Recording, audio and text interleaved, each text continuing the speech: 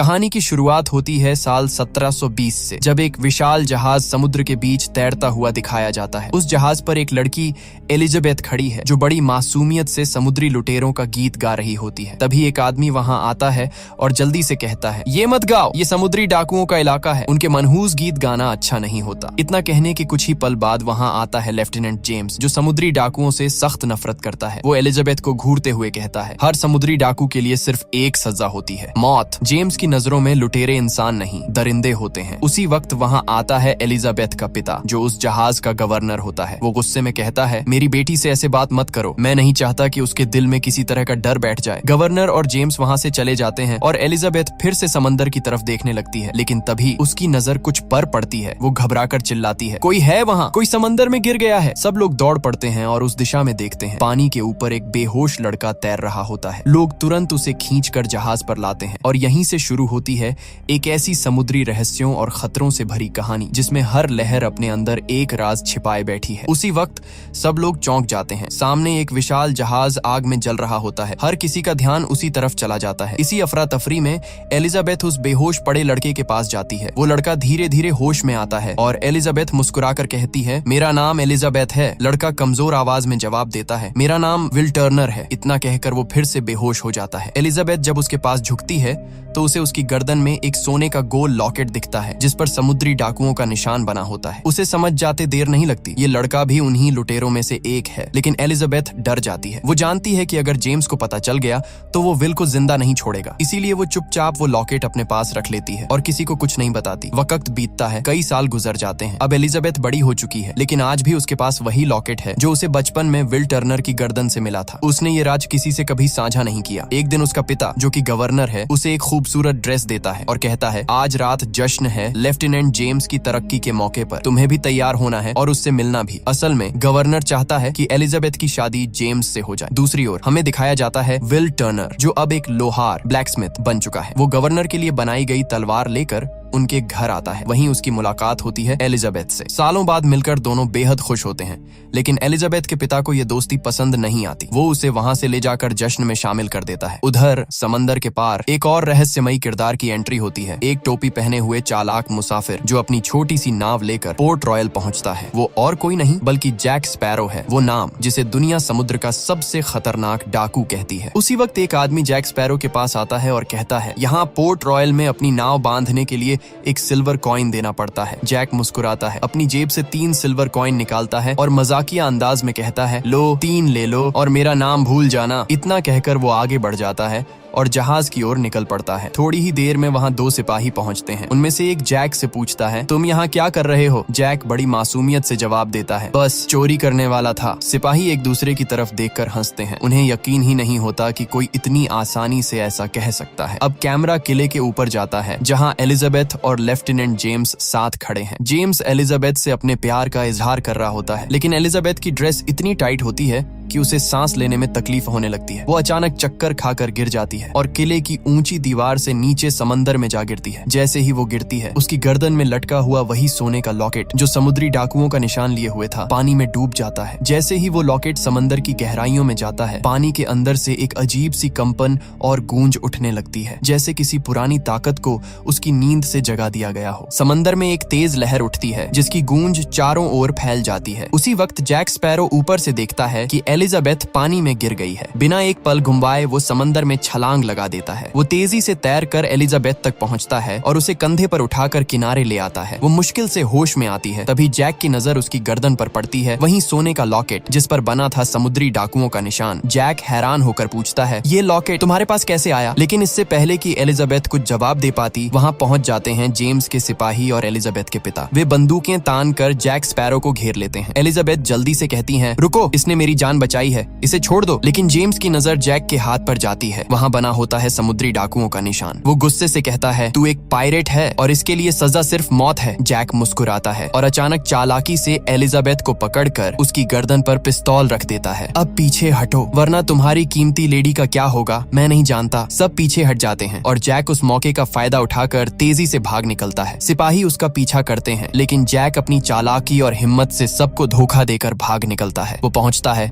एक लोहार की दुकान में, जहाँ वो अपनी हथकड़ियां काटने की कोशिश करता है। ये दुकान किसी और की नहीं बल्कि विल टर्नर की होती है। थोड़ी देर बाद विल अंदर आता है और जैसे ही उसे जैक दिखता है, दोनों के बीच शुरू हो जाती है एक जबरदस्त तलवारबाजी। तलवारें टकराती हैं, चिंगारियां उड़ती हैं, दोनों ही बेहद माहिर तलवारबाज निकलते हैं। लेकिन तभी सिपाही वहां पहुंच जाते हैं। वो जैक को पकड़ लेते हैं और आखिरकार जैक स्पैरो को जेल में डाल दिया जाता है। उसी रात समंदर की गहराइयों से उठती अंधेरी परछाइयां अब पोर्ट रॉयल की ओर बढ़ रही होती हैं। दूर क्षितिज पर दिखाई देता है एक भयावह जहाज जिसका नाम है ब्लैक पर्ल। असल में जब एलिजाबेथ समंदर में गिरी थी, तब उसके लॉकेट यानी समुद्री डाकुओं के सोने के सिक्के से एक अजीब सी कंपन और लहरें पूरे समंदर में फैल गई थीं। उन्हीं लहरों ने ब्लैक पर्ल के समुद्री डाकुओं को ये संकेत दिया कि उनका खोया हुआ खजाना यहीं पोर्ट रॉयल में है। और फिर ब्लैक पर्ल के डाकू आधी रात को हमला कर देते हैं। तोपों की आवाज गूंज उठती है, लोग चीखते हुए भाग रहे हैं। पूरा बंदरगाह आग और तबाही में बदल जाता है। इसी दौरान कुछ डाकू उस कमरे तक पहुंच जाते हैं जहां एलिजाबेथ छिपी होती है। वो दरवाजा तोड़कर अंदर घुसते हैं और चिल्लाते हैं, हमारी चीज हमें वापस दो, वो सोने का सिक्का कहाँ है? एलिजाबेथ डर तो जाती है लेकिन हिम्मत दिखाते हुए कहती है, मैं तुम्हारे मुखिया से बात करना चाहती हूँ। डाकू रुक जाते हैं क्योंकि उनके नियम के अनुसार अगर कोई उनके कप्तान से मिलने की मांग करे तो उसे मौका दिया जाता है। इसलिए वो एलिजाबेथ को पकड़कर अपने जहाज ब्लैक पर्ल पर ले जाते हैं। अगली सुबह जब विल टर्नर को पता चलता है कि एलिजाबेथ को समुद्री डाकू उठा ले गए हैं, वो भागा हुआ गवर्नर और जेम्स के पास पहुंचता है। वो कहता है, हमें कुछ करना होगा, एलिजाबेथ खतरे में है। लेकिन कोई उसकी बात नहीं सुनता क्योंकि सब उसे सिर्फ एक लोहार ब्लैकस्मिथ समझते हैं। उसी वक्त एक सिपाही बताता है, कल जेल में बंद जैक स्पैरो ब्लैक पर्ल नाम के जहाज का जिक्र कर रहा था। ये सुनकर विल तुरंत जेल में बंद जैक के पास जाता है। वो कहता है, हमें एलिजाबेथ को बचाना होगा। अगर तुम मेरी मदद करोगे तो मैं तुम्हें यहाँ से आजाद कर दूंगा और तुम्हें एक सुरक्षित जगह तक ले जाऊंगा। जैक मुस्कुराता है, लेकिन जैसे ही उसे पता चलता है कि विल का पूरा नाम विल टर्नर है, वो चौंक उठता है। टर्नर यानी तुम बूटस्ट्रैप टर्नर के बेटे हो? उसे समझ आ जाता है कि ये वही खून है जो कभी समुद्री डाकुओं के दल का हिस्सा था। विल जैक को जेल से निकालता है और दोनों मिलकर पहुंचते हैं एक विशाल जहाज डॉन्टलेस पर। वो उसे चुराने की योजना बनाते हैं, लेकिन तभी जेम्स को पता चल जाता है कि जैक और विल जहाज चुराने वाले हैं। वो अपने सारे सिपाहियों को आदेश देता है, सब के सब तुरंत डॉन्टलेस पर पहुंचो। पर जेम्स नहीं जानता था कि ये सब जैक स्पैरो की एक और चालाकी भरी चाल थी। अब कहानी और भी रोमांचक मोड़ लेती है। जब जेम्स अपने सारे सिपाहियों को डॉन्टलेस पर भेज देता है, तो उसी वक्त जैक स्पैरो और विल टर्नर चुपके से एक और जहाज इंटरसेप्टर पर चढ़ जाते हैं। सबकी नजरों के सामने बिना किसी डर के दोनों उस जहाज को चुरा लेते हैं और समंदर की लहरों में निकल पड़ते हैं। रास्ते में विल हैरानी से पूछता है, जब तुम्हें मेरा नाम पता चला तब तुमने मेरी मदद करने का फैसला क्यों किया? जैक मुस्कुराता है और जवाब देता है, क्योंकि तुम एक लोहार के बेटे नहीं हो, तुम एक समुद्री डाकू के बेटे हो। तुम्हारे पिता का नाम था बूटस्ट्रैप टर्नर, जो कभी ब्लैक पर्ल जहाज के दल का हिस्सा था। ये सुनकर विल सन्न रह जाता है। जिस पिता को वो हमेशा एक साधारण आदमी समझता था, वो असल में एक भयभीत करने वाला समुद्री डाकू निकला। थोड़ी देर बाद दोनों एक टापू आइलैंड पर पहुंचते हैं, जहां जैक अपने पुराने साथियों से मिलता है। वो कहता है, हमें ब्लैक पर्ल तक पहुंचना होगा। हम वहां के कप्तान हेक्टर बारबोसा से सौदा करेंगे और सही वक्त पर उसका जहाज छीन लेंगे। विल थोड़ा घबरा कर कहता है, बारबोसा कभी हमें ब्लैक पर्ल नहीं देगा। जैक आंखों में चालाक चमक के साथ कहता है, दे देगा, क्योंकि उसे चाहिए बूटस्ट्रैप टर्नर का बेटा। विल टर्नर, हम उसे तुम देंगे और बदले में लेंगे ब्लैक पर्ल। उधर ब्लैक पर्ल पर एलिजाबेथ को कैप्टन बारबोसा के सामने लाया जाता है। वो गुस्से में कहती है, मैंने तुम्हें तुम्हारा सोने का सिक्का लौटा दिया है, अब मुझे जाने दो। बारबोसा ठंडी मुस्कान के साथ एलिजाबेथ की ओर देखता है और कहता है, ये कोई साधारण सोने का सिक्का नहीं है, ये सिक्का है एजटेक के शापित खजाने का हिस्सा। वो धीरे धीरे आगे बढ़ता है और समझाना शुरू करता है, एक समय था जब 882 सोने के सिक्के एजटेक देवताओं ने कोर्टेस को दिए थे ताकि वो एजटेक लोगों का नरसंहार बंद कर दे। लेकिन उसने वो सिक्के तो ले लिए पर खून खराबा बंद नहीं किया। उसकी इसी लालच और विश्वासघात के कारण देवताओं ने उन सिक्कों पर एक भयानक श्राप लगा दिया। अगर कोई इंसान उन सिक्कों में से एक भी सिक्का चुरा ले तो उसे हमेशा हमेशा के लिए सजा भुगतनी पड़ेगी, दुनिया के अंत तक। बारबोसा आगे कहता है, हम भी उस खजाने के बारे में जानते थे। हमने वो 882 सिक्कों वाला संदूक लूटा और उसके साथ जो भी सोना था सब छीन लिया। हमने उस दौलत को शराब, औरतों और ऐशो आराम में उड़ा दिया, लेकिन फिर भी हमारी भूख कभी खत्म नहीं हुई। उसकी आवाज भारी हो जाती है क्योंकि हम श्रापित हैं। हम मर नहीं सकते, खा नहीं सकते, महसूस नहीं कर सकते। हमारी आत्माएं इस सोने से बंधी हुई हैं। फिर वो एलिजाबेथ की आंखों में देखकर कहता है, और अब इस श्राप से मुक्त होने के लिए हमें सारे 822 सिक्के और उस श्राप को तोड़ने वाला खून चाहिए। और अब जब वो सिक्का तुम्हारे पास है तो तुम्हारा खून ही हमारी आजादी की कुंजी बनेगा। ये सुनते ही एलिजाबेथ घबरा जाती है। वो झट से बारबोसा को चाकू मारती है और वहां से भाग निकलती है। लेकिन जैसे ही वो जहाज के बाहर आती है वो स्तब्ध रह जाती है, क्योंकि वहां एक भी इंसान नहीं होता। हर तरफ सिर्फ कंकाल, स्केलेटन चलते हुए दिखाई देते हैं। हड्डियां आपस में टकरा रही हैं और चांदनी में उनकी चमक डरावनी रोशनी की तरह फैल रही होती है। एलिजाबेथ की सांसें तेज हो जाती हैं और तभी उसके पीछे से आवाज आती है, कहा था ना, हम मरे हुए नहीं हैं। वो मुड़ती है और पीछे खड़ा होता है कैप्टन बारबोसा, जो अब पूरी तरह से कंकाल बन चुका होता है। वो कहता है कि मैं कई सालों से प्यासा हूँ लेकिन अपनी प्यास बुझा नहीं सकता। कई सालों से भूखा हूँ लेकिन मेरी भूख खत्म नहीं होती। मैं कई सालों से मरना चाहता हूँ लेकिन मर नहीं सकता। मुझे अब कुछ महसूस नहीं होता। बस अब मैं इस श्राप से मुक्त होना चाहता हूँ, हमेशा के लिए आजाद होना चाहता हूँ। इतना कहते ही बारबोसा भी चांदनी में आता है और अपने साथियों की तरह कंकाल बन जाता है। दूसरी तरफ जैक स्पैरो और उसके साथी दिखाए जाते हैं जो अपने जहाज से ब्लैक पर्ल की तरफ बढ़ रहे हैं। इसी दौरान विल को जैक का दोस्त बताता है कि जैक स्पैरो कभी ब्लैक पर्ल का कप्तान हुआ करता था, लेकिन उसके अपने ही साथियों ने उसके साथ धोखा किया और उसे एक वीरान टापू पर मरने के लिए छोड़ दिया। मगर जैक किसी तरह वहां से बच निकला और अब बारबोसा से बदला लेना चाहता है, जो अब ब्लैक पर्ल का कप्तान है। इधर बारबोसा उस गुफा में पहुंचता है जहां 881 सोने के सिक्के रखे हुए हैं। वो कहता है, हमने वो सारे सिक्के वापस रख दिए जो हमने खर्च किए थे। अब बस आखिरी सिक्का लौटाना है ताकि हम इस श्राप से आजाद हो सकें। तभी जैक स्पैरो और विल भी वहां पहुंच जाते हैं। बारबोसा एलिजाबेथ का हाथ काटकर उसका खून उस डिब्बे में डालता है जिसमें सिक्के रखे हैं, लेकिन कुछ नहीं होता। श्राप खत्म नहीं होता। बारबोसा समझ जाता है कि एलिजाबेथ बूटस्ट्रैप टर्नर की बेटी नहीं है और गुस्से में उसे थप्पड़ मार देता है, जिससे वो नीचे गिर जाती है। यहाँ बारबोसा और उसके साथियों के बीच बहस शुरू हो जाती है। तभी पानी से विल बाहर निकलता है और चालाकी से एलिजाबेथ और सिक्का लेकर वहां से भाग जाता है। लेकिन बारबोसा के एक साथी जैक स्पैरो को पकड़ लेते हैं। बारबोसा उसके पास आता है और कहता है, मैं ब्लैक पर्ल का असली कप्तान था। तुमने ही मेरे साथ धोखा किया था। खजाना मिलने से पहले ही तुमने मुझे उस सुनसान टापू पर छोड़ दिया था ताकि तुम खुद श्राप से बच सको। लेकिन मैं जानता हूँ कि तुम्हें किसका खून चाहिए। अगर तुम वो खून पाना चाहते हो तो मैं तुम्हें उस इंसान तक ले जा सकता हूँ। तभी बारबोसा का एक साथी आता है और कहता है कि हम इंटरसेप्टर जहाज के करीब पहुंच चुके हैं। वहीं पर एलिजाबेथ और वो लड़का है जिसका खून हमें चाहिए। जैक स्पैरो कहता है, अगर तुम उसे बिना नुकसान पहुंचाए पाना चाहते हो तो मेरे कहे मुताबिक चलो। इस पर बारबोसा जवाब देता है, उसे पकड़ लो। अब वे सब तेजी से इंटरसेप्टर की तरफ बढ़ते हैं, वही जहाज जिस पर एलिजाबेथ और विल मौजूद हैं। उन्हें अब पता चल चुका था कि बारबोसा को विल का खून चाहिए, क्योंकि विल का पिता एक समुद्री डाकू था। दोनों पूरी कोशिश करते हैं कि अपने जहाज को ब्लैक पर्ल से बचा सकें, लेकिन अपनी पूरी कोशिशों के बावजूद वे असफल हो जाते हैं। बारबोसा अब सभी को कैद कर लेता है और उसे पता चल जाता है कि बूटस्ट्रैप टर्नर का बेटा असल में विल टर्नर ही है, जो अब उनके कब्जे में है। इसके बाद बारबोसा सबसे पहले एलिजाबेथ को पानी में फेंक देता है। फिर वह जैक स्पैरो की ओर देखकर कहता है, शायद तुम भूल गए हो, ये वही द्वीप है जहां मैंने तुम्हें पिछली बार छोड़ा था, लेकिन इस बार तुम बच नहीं पाओगे। इतना कहकर बारबोसा जैक स्पैरो को भी समुद्र में फेंक देता है। एलिजाबेथ और जैक फिर से उसी सुनसान द्वीप पर फंस जाते हैं जहां पहले जैक फंसा था। वहां पर जैक का पुराना शराब का जखीरा भी होता है, जिसे अगले दिन एलिजाबेथ जला देती है ताकि धुआं और आग देखकर कोई जहाज उन्हें देख सके। जल्द ही आग की लपटें देखकर एक जहाज उनकी तरफ आता है। उस पर जेम्स और एलिजाबेथ के पिता मौजूद होते हैं। वो दोनों जैक स्पैरो और एलिजाबेथ को उस द्वीप से निकालकर अपने जहाज पर ले आते हैं। वहीं एलिजाबेथ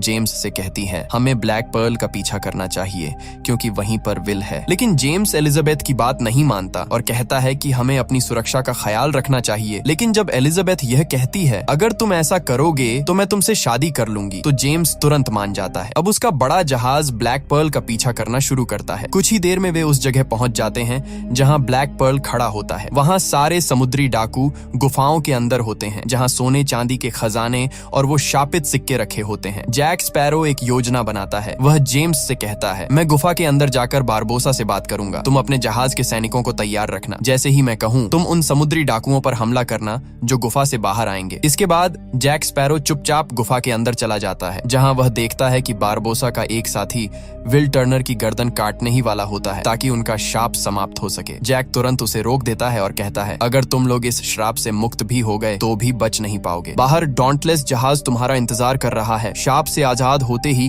जब तुम आम कपड़ों में निकलोगे तो जेम्स और उसके सिपाहियों ने तुम्हें मार डालना तय कर रखा है। इसीलिए योजना सीधी है, पहले डॉन्टलेस को जब्त करो। एक जहाज तुम्हारा, एक जहाज हमारे पास, ताकत दोगुनी। मुझे ब्लैक पर्ल का कप्तान बना दो। मैं हमेशा तुम्हारे अधीन काम करूंगा और जो लूट मैं करूंगा उसका 10% तुम्हें दूंगा। समझो कि जैक एक सिक्का उनके खजाने से चुराता है और अगर वे आखिरी सिक्का भी निकाल दें तो भी उस शाप से वे कभी मुक्त नहीं होंगे। बारबोसा जैक की बात से सहमत हो जाता है और अपने सारे समुद्री डाकुओं को भेज देता है। चांदनी में उनका असली रूप सामने आता है, हड्डियों के कंकाल। रात होते ही वे सोल्जरों पर हावी हो जाते हैं और जहाज का कब्जा कर लेते हैं। वहीं गुफ्त में जैक स्पैरो और बारबोसा के बीच भयंकर टकराव शुरू होता है, मगर बारबोसा अब इंसान नहीं रहा। लड़ाई में दरारें, चिंगारियां और समुद्र की चीखें एक हो जाती हैं। हर कदम पर खतरा, हर मोड़ पर धोखा, और तुम्हें अब या तो जीतना होगा या फिर शाप की काली छाया के सामने आत्मसमर्पण कर देना होगा। बारबोसा को मारा नहीं जा सकता था। लड़ाई के दौरान वह अपनी तलवार सीधा जैक स्पैरो के शरीर के आर पार कर देता है, मगर तभी जैक चांदनी में आता है और सबके सामने उसका असली रूप नजर आता है। वह भी कंकाल बन चुका है, क्योंकि उसने भी उस शापित खजाने से एक सिक्का चुरा लिया था, यानी अब वो भी उन्हीं की तरह शापग्रस्त है। जैक अपने खून से सना सिक्का विल की तरफ फेंकता है। विल उसे पकड़ लेता है। तभी एलिजाबेथ वहां पहुंचती है। बारबोसा फिर से बंदूक एलिजाबेथ पर तान देता है, लेकिन तभी गोली चलने की आवाज आती है और यह गोली खुद जैक स्पैरो ने चलाई होती है। वही गोली जो कभी बारबोसा ने जैक को दी थी जब उसे उस सुनसान द्वीप पर छोड़ आया था, और जैक ने कसम खाई थी कि वह उसी गोली से बारबोसा को मारेगा। बारबोसा आखिरी सांसों में कहता है, तुमने ये गोली बर्बाद कर दी जैक, पर विल कहता है, नहीं, ऐसा नहीं है, और वह दोनों सिक्के खून के साथ वापस खजाने के बक्से में डाल देता है। उसी पल शाप टूट जाता है। बारबोसा का दिल धड़कना बंद हो जाता है और वह जमीन पर गिरकर मर जाता है। डॉन्टलेस जहाज पर अब सारे समुद्री डाकू फिर से इंसान बन चुके होते हैं, इसलिए वे हार मान लेते हैं। इसके बाद दृश्य बदलता है। पोर्ट रॉयल में जैक स्पैरो को फांसी दी जा रही होती है। विल यह बर्दाश्त नहीं कर पाता और एलिजाबेथ उसके पिता और जेम्स के सामने जाकर कहता है, मैंने कभी नहीं कहा, लेकिन मैं तुमसे बहुत प्यार करता हूँ। ये कहकर वह उस जगह भागता है जहाँ जैक को फांसी दी जा रही होती है और एन वक्त पर उसे बचा लेता है। लेकिन तभी जेम्स के सिपाही चारों ओर से उन्हें घेर लेते हैं। एलिजाबेथ और उसके पिता भी वहाँ पहुँचते हैं और सबके सामने एलिजाबेथ कहती है, मैं भी तुमसे प्यार करती हूँ विल। उधर जैक को पास ही अपने तोते को उड़ता हुआ दिखता है। वह समझ जाता है कि उसके साथी पास ही है, इसलिए वह किले की ऊंची दीवार से कूदकर सीधे समुद्र में जा गिरता है। और तभी लहरों के बीच से ब्लैक पर्ल जहाज दिखाई देता है। उसका अपना जहाज। उसके साथी उसे लेने आ चुके हैं। ऊपर किले में जेम्स विल को माफ कर देता है और एलिजाबेथ के पिता भी दोनों की शादी के लिए राजी हो जाते हैं। अंत में हम देखते हैं जैक स्पैरो ब्लैक पर्ल के डेक पर खड़ा है, हवा उसके बालों से खेल रही है और उसके साथ ही उसे फिर से कैप्टन जैक स्पैरो बना देते हैं। और यहीं से समुद्र की एक नई दास्तान की शुरुआत होती है।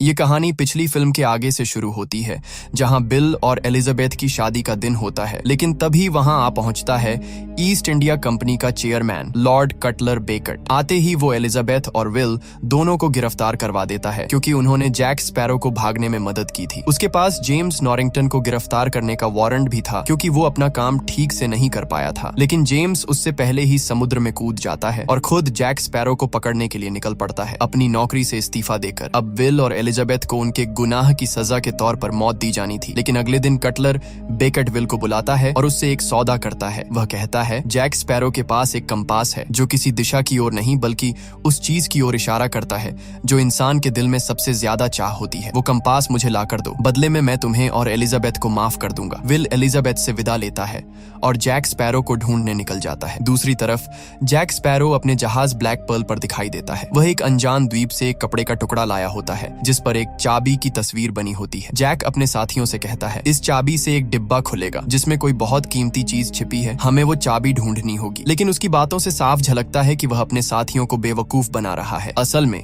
जैक उस चाबी और उस रहस्यमय डिब्बे के बारे में सब कुछ जानता है। रात के सन्नाटे में जैक अपना जादुई कंपास निकालता है, लेकिन इस बार वो सही दिशा नहीं दिखा रहा था, मानो किसी बड़े रहस्य का संकेत दे रहा हो। इसलिए जैक स्पैरो जहाज के नीचे की तरफ जाता है, जहाँ उसे एक पुराना डरावना चेहरा दिखाई देता है। वो कोई और नहीं बल्कि बूटस्ट्रैप टर्नर होता है, यानी विल टर्नर का पिता। और हैरानी की बात ये थी कि वो अब भी जिंदा था। 13 साल पहले बूटस्ट्रैप टर्नर जैक स्पैरो के अधीन काम करता था। जब जैक ब्लैक पर्ल जहाज का कैप्टन था, वो जैक से कहता है, हमारा जहाज बहुत साल पहले समुद्र की गहराइयों में डूब गया था। उस वक्त तुमने समुद्र के राक्षस डेवी जोन्स से एक सौदा किया था। अगर वो तुम्हारा जहाज वापस सतह पर ले आए तो तुम्हें 13 साल तक ब्लैक पर्ल का कप्तान बनने का अधिकार मिलेगा, लेकिन उसके बाद तुम्हें अपनी आत्मा उसे देनी होगी और उसकी जहाज पर उसके गुलाम बनकर काम करना होगा। अब वो 13 साल पूरे हो चुके हैं। बूटस्ट्रैप आगे कहता है, अगर तुमने डेवी जोन्स की गुलामी स्वीकार नहीं की तो वो समुद्र का सबसे भयानक राक्षस क्रैकेन तुम्हारे पीछे भेज देगा और वो तुम्हें और तुम्हारे जहाज ब्लैक पर्ल को समुद्र की गहराइयों में खींच ले जाएगा। बूटस्ट्रैप खुद भी अपनी जान बचाने के लिए डेवी जोन्स के साथ सौदा कर चुका था। वो जैक का हाथ पकड़कर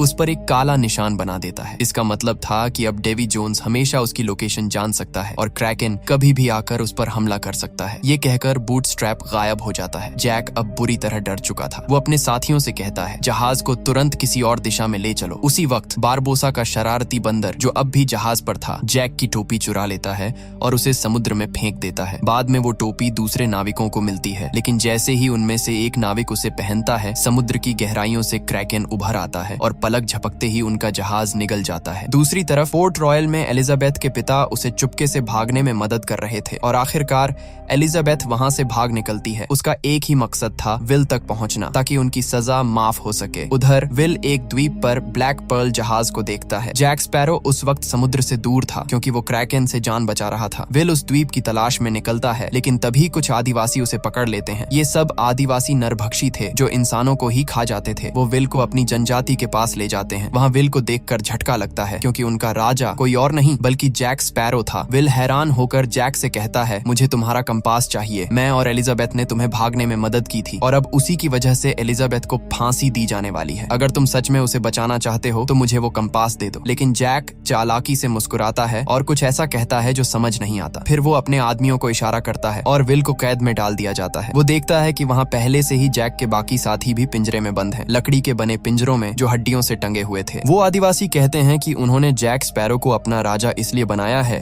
क्योंकि उनके मुताबिक जैक के अंदर कोई पवित्र आत्मा है जिसे मुक्त करना जरूरी है। लेकिन मुक्त करने का उनका मतलब था उसे खा जाना, यानी अब वो जैक की बलि देने की तैयारी कर रहे थे। सारे आदिवासी मिलकर जैक को मारने की रस्म की तैयारी करने लगते हैं। तभी एक आदिवासी वहाँ आता है और कहता है कि जो लोग पिंजरे में बंद थे, यानी जैक के साथी, वो सब भागने की कोशिश कर रहे हैं। ये सुनते ही पूरी जनजाति उन्हें पकड़ने के लिए वहाँ से निकल जाती है। इस मौके का फायदा उठाकर जैक भी अपनी जान बचाने के लिए भाग निकलता है। काफी मुश्किलों और चालाकी से रास्ता बनाते हुए जैक, विल और बाकी साथी किसी तरह ब्लैक पर्ल जहाज तक पहुंच जाते हैं और उस श्रापित द्वीप से निकल भागते हैं। जहाज पर पहुंचते ही जैक विल को बताता है, लॉर्ड कटलर को मेरे कंपास से मतलब नहीं है। असल में वो उस खजाने को चाहता है जिसकी दिशा ये कंपास दिखा सकता है, लेकिन उस खजाने तक पहुंचने के लिए हमें पहले उसकी चाबी ढूंढनी होगी और इसके लिए हमें मिलना होगा टिया डालमा से। थोड़ी देर बाद सब लोग टिया डालमा के घर पहुंचते हैं, जो एक रहस्यमयी जादूगरनी होती है, वही औरत जिसने जैक को उसका जादुई कंपास दिया था। टिया डालमा समझाती है, ये कंपास किसी दिशा को नहीं दिखाता बल्कि वो दिखाता है जिसकी इंसान के दिल में सबसे गहरी चाह होती है। लेकिन जैक के मन में उस चाबी को ढूंढने की सच्ची इच्छा नहीं थी, इसलिए कंपास उसे रास्ता नहीं दिखा रहा था। फिर टिया डालमा एक और बड़ा राज बताती है, जिस संदूक को तुम ढूंढ रहे हो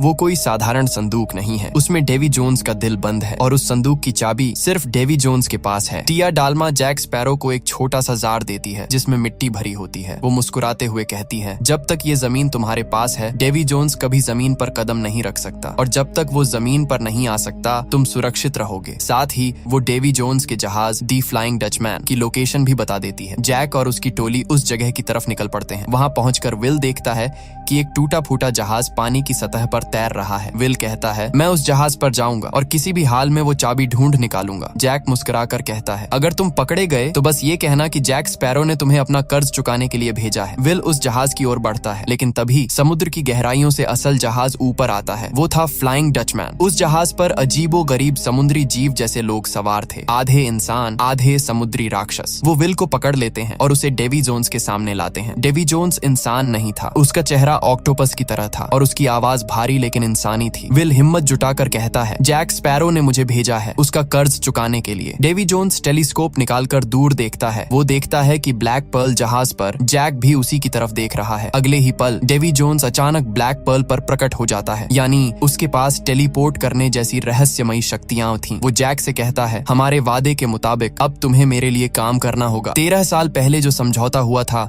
आज उसका वक्त पूरा हो चुका है जैक स्पैरो। डेवी जोन्स गुस्से भरे स्वर में कहता है, अब तुम्हारा वक्त खत्म हो चुका है जैक स्पैरो। जैक हंसते हुए जवाब देता है, मेरी कीमत बहुत ऊंची है। डेवी जोन्स मुस्कुराकर कहता है, हाँ तुम्हारी कीमत बहुत ऊंची है जैक स्पैरो। तुम्हारी एक आत्मा की कीमत 100 लोगों के बराबर है। तुम पहले ही एक इंसान विल टर्नर मुझे भेज चुके हो। अब बाकी 99 लोगों को मेरे हवाले करो, उसके बाद तुम आजाद हो जाओगे। जैक तुरंत हाँ कर देता है, ठीक है मैं तैयार हूँ। डेवी जोन्स उसका हाथ पकड़ता है और उसके हाथ पर बना काला निशान मिटा देता है, वही निशान जिससे क्रैकन कभी भी उसे ढूंढ सकता था। डेवी जोन्स कहता है, तुम्हारे पास 3 दिन है। इन 3 दिनों में मुझे 99 और लोग चाहिए। इसके बाद जैक अपने साथियों के साथ एक नए द्वीप पर पहुंचता है। वहां वो लोगों को धोखा देकर डेवी जोन्स के हवाले करने की कोशिश करता है, लेकिन उसे मुश्किल से 4 लोग ही मिलते हैं। उसी दौरान वहां जेम्स नॉरिंगटन भी आता है, जो खास तौर पर जैक को पकड़ने के लिए आया था। वो जैक पर बंदूक तान देता है, लेकिन जैक के साथी समय रहते उसे बचा लेते हैं। जैसे ही जैक अपने जहाज पर चढ़ने लगता है, पीछे से एलिजाबेथ आती है। वो अब यहाँ एक नई पहचान के साथ रह रही थी। वो गुस्से में कहती है, विल तुम्हें ढूंढने यहाँ आया था, बताओ वो अब कहाँ है। जैक गंभीर होकर कहता है, वो डेवी जोन्स के जहाज डचमैन पर है। अगर तुम सच में उसे बचाना चाहती हो तो तुम्हें वो संदूक ढूंढना होगा जिसमें डेवी जोन्स का दिल है। इसके बाद जैक चतुराई से अपना कंपास निकालता है और कहता है, ये कंपास उसी चीज की दिशा दिखाता है जो तुम्हारे दिल के सबसे करीब होती है। विल तुम्हारे लिए सबसे कीमती है, इसलिए इसे तुम रखो। जैक वो कंपास एलिजाबेथ को दे देता है। अब विल तक पहुंचने और उसे बचाने के लिए एलिजाबेथ को उस डेडमैन चेस्ट को ढूंढना होगा जिसमें डेवी जोन्स का दिल बंद है। जैसे ही जैक स्पैरो कंपास एलिजाबेथ के हाथ में रखता है, वो तुरंत दिशा दिखाने लगता है, यानी अब कंपास ने उन्हें सही रास्ता बता दिया था। अब एलिजाबेथ, जैक, जेम्स नॉरिंगटन और जैक के बाकी साथी मिलकर उस दिशा में निकल पड़ते हैं। वो यात्रा जो उन्हें डेवी जोन्स के दिल वाले संदूक तक ले जाने वाली थी। दूसरी तरफ डेवी जोन्स के जहाज फ्लाइंग डचमैन पर विल की मुलाकात अपने पिता बूटस्ट्रैप टर्नर से होती है। विल हैरानी से कहता है, पिता आप जिंदा हैं? बूटस्ट्रैप थके हुए स्वर में कहता है, मैं जिंदा नहीं हूँ बेटे, बस डेवी जोन्स का गुलाम हूँ। विल कहता है, मैं यहाँ उस चाबी को ढूंढने आया हूँ जो डेवी जोन्स के दिल वाले संदूक को खोलती है। बूटस्ट्रैप सिर हिलाता है, मुझे उसके बारे में कुछ नहीं पता। तभी पीछे से एक अजीब सी परछाई आगे बढ़ती है। वो एक समुद्री जीव था जो कभी इंसान रहा होगा। वो कहता है, डेवी जोन्स वो चाबी हमेशा अपने पास रखता है, अपने गले में। अब विल और उसका पिता जहाज के एक और हिस्से में जाते हैं जहां डेवी जोन्स के गुलाम एक अजीब खेल खेल रहे थे। वो खेल पासे डाइस का था, लेकिन यहाँ दांव पर पैसे नहीं, जिंदगी के साल लगाए जा रहे थे। विल आगे बढ़कर कहता है, मैं भी ये खेल खेलना चाहता हूँ, लेकिन तुम्हारे खिलाफ डेवी जोन्स। अगले ही पल डेवी जोन्स वहां आ जाता है और अपनी ठंडी आवाज में पूछता है, और क्या दांव लगाना चाहते हो विल टर्नर? विल दृढ़ता से जवाब देता है, मैं अपनी पूरी जिंदगी दांव पर लगाऊंगा और बदले में तुम्हें भी वो चाबी दांव पर लगानी होगी। डेवी जोन्स कुछ पल सोचता है, फिर धीरे धीरे अपने गले से चाबी निकालता है, वही चाबी जो डेड मैन चेस्ट को खोल सकती थी। अब खेल शुरू होता है। डेवी जोन्स और विल टर्नर के बीच पासे फेंके जाते हैं, दांव बढ़ता जाता है। तभी बूटस्ट्रैप टर्नर भी वहां पहुंचता है और खेल में शामिल हो जाता है। लेकिन जब वो देखता है कि उसका बेटा विल हारने वाला है, तो वो अपने बेटे को बचाने के लिए झूठ बोल देता है। वो पासों का गलत नंबर बताता है ताकि विल बच सके, लेकिन डेवी जोन्स बहुत चालाक था। वो तुरंत समझ जाता है कि बूटस्ट्रैप टर्नर ने झूठ बोला है। वो गुस्से में उठकर उसका पासा जांचता है और ठंडी आवाज में कहता है, तुमने मुझे धोखा दिया है। अब तुम्हारी सजा यही है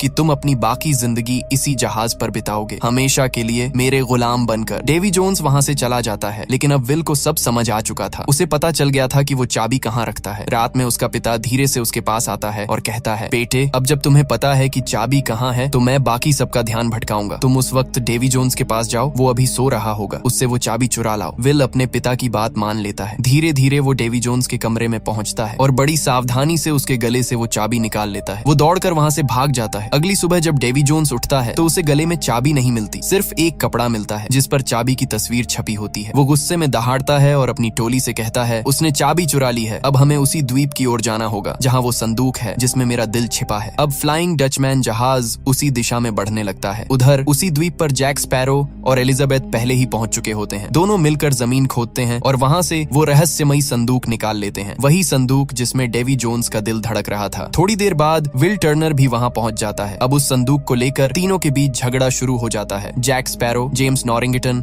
और विल टर्नर तीनों उसे अपने लिए चाहते थे। जेम्स चाहता था कि वो संदूक लॉर्ड कटलर बेकेट को दे दे ताकि उसे अपनी पुरानी नौकरी और इज्जत वापस मिल सके। विल चाहता था कि वो संदूक हासिल कर अपने पिता को डेवी जोन्स की गुलामी से आजाद कर सके। जैक स्पैरो ये सब इसलिए चाहता था ताकि वो डेवी जोन्स को वो चीज देकर आजाद आदमी बन सके और फिर बिना किसी डर के खुले समुद्रों में आजादी से घूम सके। लेकिन तभी शुरू होती है एक जबरदस्त तलवारबाजी की लड़ाई जैक, विल और जेम्स तीनों के बीच। लड़ते लड़ते वे एक चर्च तक पहुंच जाते हैं। तभी चर्च की घंटियां बजने लगती हैं और उसी आवाज से डेवी जोन्स के गुलाम वहां पहुंच जाते हैं। ये देखते ही एलिजाबेथ और उसके साथी छाती चेस्ट लेकर भागने लगते हैं, लेकिन कुछ ही देर में वो छाती एक पेड़ से टकराकर नीचे गिर जाती है। तभी डेवी जोन्स का एक गुलाम उसे उठाकर भाग जाता है, लेकिन जैक स्पैरो की नजर उस पर पड़ जाती है। वो तुरंत पीछे से आता है और उसे गिरा देता है। अब जैक खुद वो छाती लेकर भागता है और अंदर से डेवी जोन्स का दिल निकालकर एक जार में बंद कर देता है। उसी वक्त पीछे से एक गुलाम उस पर हमला कर देता है। जैक उससे भिड़ जाता है, पर तभी और भी डेवी जोन्स के गुलाम वहां आ धमकते हैं। अब चारों तरफ से वो घिर चुके हैं। जेम्स कहता है, जब तक ये छाती हमारे पास है वो हमें कभी नहीं छोड़ेंगे। अब देरी मत करो, यहाँ से निकलो। और वो खुद छाती लेकर भाग पड़ता है, लेकिन डेवी जोन्स के गुलाम उसे पकड़ लेते हैं और छाती उससे छीन लेते हैं। जेम्स किसी तरह जान बचाकर भाग निकलता है और डेवी जोन्स के सारे गुलाम वो छाती लेकर चले जाते हैं। अब जैक, विल और उनके बाकी साथी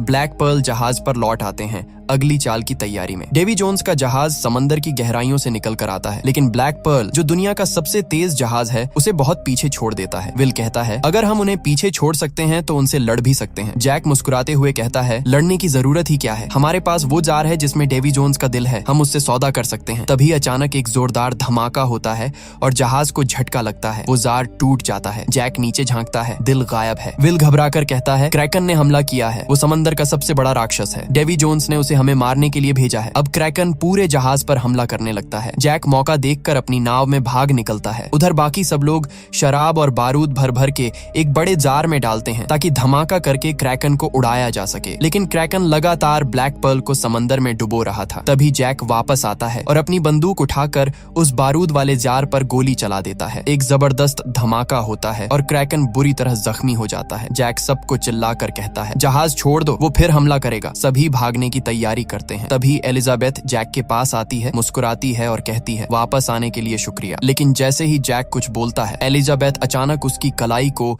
एक खंभे से हथकड़ी से बांध देती है। जैक हैरान रह जाता है। एलिजाबेथ जानती थी जैक के हाथ पर ब्लैक मार्क दोबारा उभर आया था और क्रैकन सिर्फ जैक स्पैरो की जान लेने आया था। बाकी सब लोग वहां से भाग निकलते हैं और जैक वो अकेला रह जाता है अपने भाग्य से मिलने के लिए। अब क्रैकन जैक के बिल्कुल सामने होता है, लेकिन भागने के बजाय जैक अपनी तलवार निकालता है और सीधे क्रैकन के मुंह में कूद पड़ता है। क्रैकन जोर से दहाड़ता है और ब्लैक पर्ल को पूरी तरह समंदर की गहराइयों में खींच लेता है। दूर से ये सब नजारा डेवी जोन्स खुद देख रहा होता है। जब वो जाकर अपना संदूक खोलता है तो देखता है कि दिल गायब है। वो गुस्से और दर्द से चिल्ला उठता है। उधर पोर्ट रॉयल में जेम्स लॉर्ड कटलर बेकेट के पास पहुंचता है और डेवी जोन्स का दिल उसे सौंप देता है। वो कहता है, अब आप डेवी जोन्स को नियंत्रित कर सकते हैं, वो वही करेगा जो आप चाहेंगे। इसके बदले जेम्स को उसकी नौकरी और इज्जत दोबारा मिल जाती है। दूसरी ओर एलिजाबेथ, विल और जैक के बाकी साथी टिया डाल्मा के पास बैठे उदास नजर आते हैं। सबका एक ही अफसोस है, काश हम जैक को वापस ला पाते। तब टिया डाल्मा कहती है, अगर तुम सब चाहो तो क्या तुम धरती के आखिरी छोर तक जाने को तैयार हो